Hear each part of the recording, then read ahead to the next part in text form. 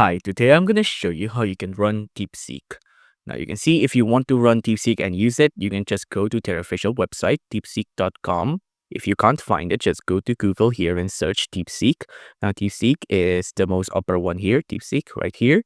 Now you can see you have free access to DeepSeek v3. Just click on Start Now to get access to DeepSeek. And there you go. Now you're running DeepSeek.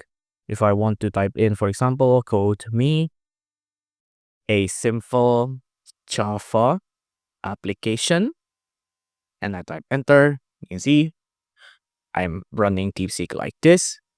You see, it gives me my Java application.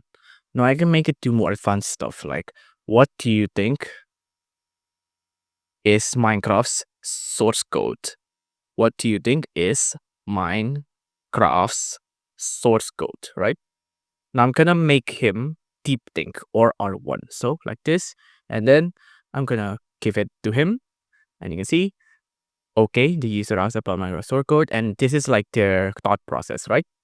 This is literally their thought process. This is thinking, and then after the thought process is finished, they'll give me an answer, right? And now this is the answer. Now you can see it really shows you their thought process, right? So the answer won't be just random gibberish like how ChatGPT sometimes does it. Now in here, you literally thought for 13 seconds. This is incredible stuff. So hopefully you know how to run DeepSeek now. If you like this video, please consider liking and subscribing.